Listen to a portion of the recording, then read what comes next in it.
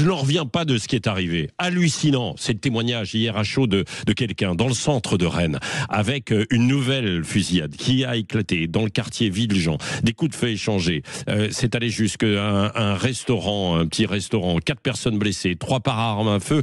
On dit que dans ce quartier, il y a un trafic de stupéfiants qui est énorme et que c'est probablement ce qui est derrière. Nous sommes en ligne avec le Jarl.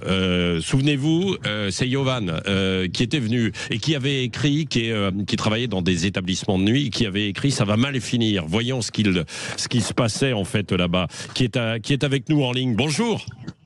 Bonjour, merci pour l'invitation. Bah oui, donc c'est ce que je disais, nous vous avions reçu avec votre livre, hein, Ça va mal finir, parce que vous-même, vous avez travaillé dans la sécurité dans des établissements de nuit à Rennes, et vous avez vu les choses se dégrader. Alors là, je vous demande pas de témoigner sur ce qui s'est passé hier, je sais pas d'ailleurs si vous avez eu vous-même des informations par d'autres ou des collègues, mais c'est sur ce qui se passe depuis un certain temps dans cette ville de Rennes. Hein. En fait, ça fait 3 ans que je dénonce tout ce qui s'y passe et l'ampleur de la situation qui devient catastrophique. J'en ai d'ailleurs fait un livre, car un éditeur, l'éditeur de chez Nimrod m'avait demandé d'écrire ce qui se passait. Et finalement, tout ce que j'ai écrit est arrivé et continue de se passer.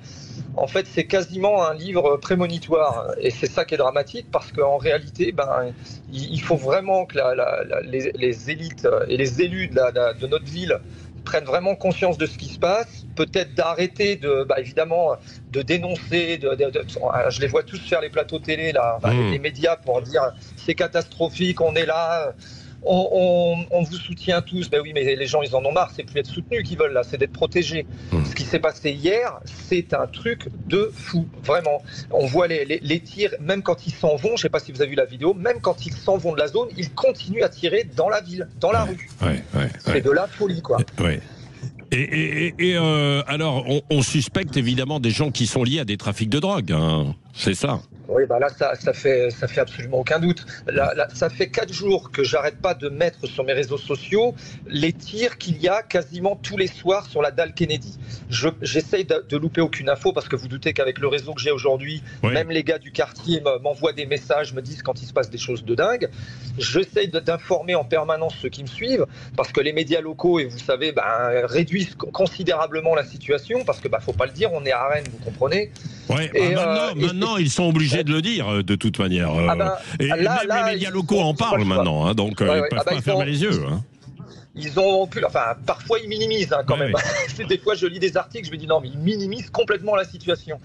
Et là, ce qu'il y a de plus dingue, c'est que Madame Appéré hier, la maire de la ville, la maire, nous dit la CRS 82 arrive. Non, mais la CRS 82, elle était déjà là en fait. Personne n'en parle, personne ne le dit. Elle était déjà là, elle était juste pas au bon endroit. Mais quand ça fait 4 nuits, 4 soirs, parce que c'est même pas des nuits, j'arrive pas à comprendre comment ça se fait que c'est dans ces endroits-là que la CRS 82 doit être. Et là, là non, en fait, elle était pas au bon endroit au bon moment. Et donc moi je trouve ça mais incroyable, quoi. Et pendant ce temps-là, je vais peut-être surprendre encore tout le monde, mais je vais le dire parce qu'à un moment donné, il faut le dire. Pendant ce temps-là, notre préfet, pendant 1 mois, il ferme 3 établissements, un restaurant, 2 discothèques, parce que pour lui, le trouble à l'ordre public vient de là.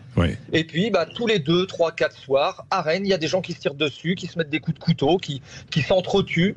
Tout va bien. Voilà, il y a des priorités, mais visiblement, les riverains, la population rennaise et notre préfet n'ont pas les mêmes priorités.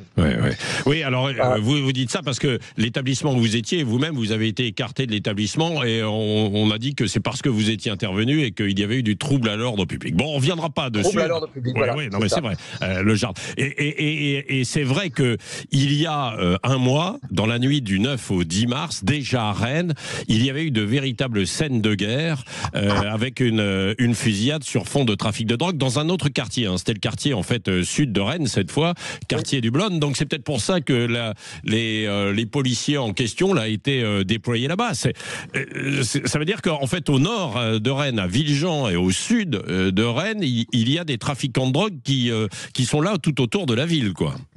Non, mais en fait, c'est plus que autour de la ville. C'est partout dans la ville. Tout le monde le voit, tout le monde le sait. Vous savez, hier, je descends de chez moi. J'habite dans une rue principale passante de la ville de Rennes. Une des plus grandes rues. J'ai 3 dealers qui sont postés maintenant en bas de chez moi. Dans une rue où il y a des centaines de voitures à passer devant toutes les 15 minutes, quoi. En fait, c'est partout. Vous allez dans le centre-ville, c'est partout. Vous allez sur la dalle Colombier, là où il y a justement l'établissement où j'étais à la direction. C'est devenu une catastrophe. C'est vraiment une catastrophe. Mais tout le monde m'en parle. J'ai pas une journée où j'ai pas 50 messages sur mes réseaux. Les riverains, la population rennaise, ils en peuvent plus, en fait. Merci beaucoup pour ce témoignage. Le Jarl, hein, donc je rappelle votre livre, ça va mal finir aux éditions Nimrod. Vous aviez effectivement décrit cette situation un peu en anticipation, mais en fonction de ce que vous voyez depuis déjà quelques années à Rennes. Évidemment, ce n'est pas qu'à Rennes. Hein, cette violence liée au trafic de stupéfiants, de drogue, a lieu également à Grenoble, à Nantes, à Lyon, à Marseille, en région parisienne. Vous voulez